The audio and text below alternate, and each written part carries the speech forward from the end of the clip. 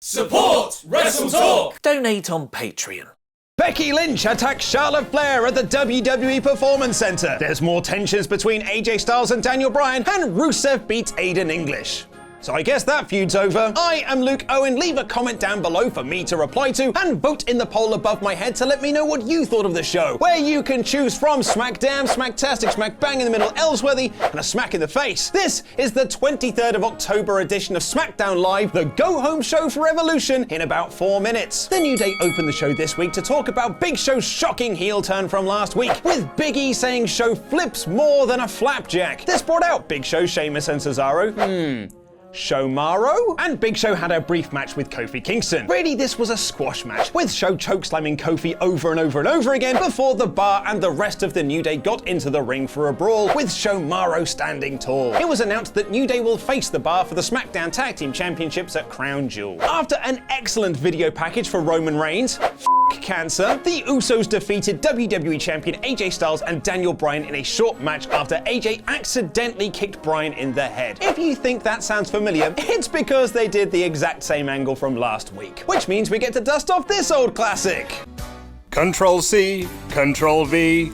Aha! After the match, the pair were interviewed backstage, where Bryan accused AJ of lying about hitting him by accident by calling him Pinocchio. Cool, childish insults in our WWE Championship feud. Just what we've always wanted. We then got footage from Becky Lynch attacking Charlotte Flair at the WWE Performance Center over the weekend. Flair was talking with the female NXT talent about following your dreams or some other pandering nonsense when Lynch showed up to give her advice to the NXT trainees. Never make friends, as they will stab you in the back. Oh look, it's Shayna Baszler. Did you know she has a championship match on the Evolution card? You'd have thought WWE would actually try and promote that on either Raw or SmackDown, but here we are. Becky and Flair then got into a scuffle, with both women being dragged away, and Flair cut a horribly scripted pre-recorded promo about how Becky took things too far. It's amazing that this feud probably has the most heat out of anything on the Evolution card, and yet their go-home angle was a pre-taped brawl that wasn't in the main event segment of the Evolution go-home show. Instead, that went to Randy Orton versus Jeff Hardy, who,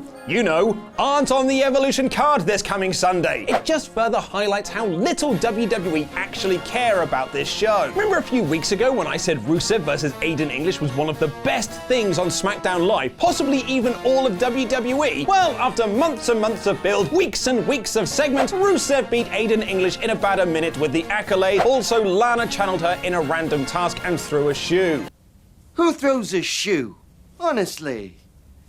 So I guess that feud's over then. I mean, the babyface beat the heel with his move and got his retribution. What could possibly be next? The only way I can see this continuing is if Aiden English brings in a new guy to sing songs about to face Rusev instead, and then that will be his new day. Not that new day, but you know what I mean. Miz hosted an edition of Miz TV with Rey Mysterio, who didn't have a whole lot to say, but it did lead to a decent match with some really good action between the two. After several reversals, Rey landed the 619 for the win. We were supposed to get a tag team match between the Empress and the Globe versus Absolution, but Iconics, Lana and Carmella interrupted individually, and a brawl broke out when Zelina Vega threw Mella into the ring. Eventually, Asuka stood tall, and that was it. That was your final build for Evolution, WWE's first ever all-women's pay-per-view, and 80% of your roster is in a battle royal where they'll be overshadowed by Nostalgia Acts. Nostalgia Acts, by the way, WWE have made zero attempt to hype other than saying their names on commentary. This is frankly embarrassing, and WWE should be ashamed of themselves of the absolute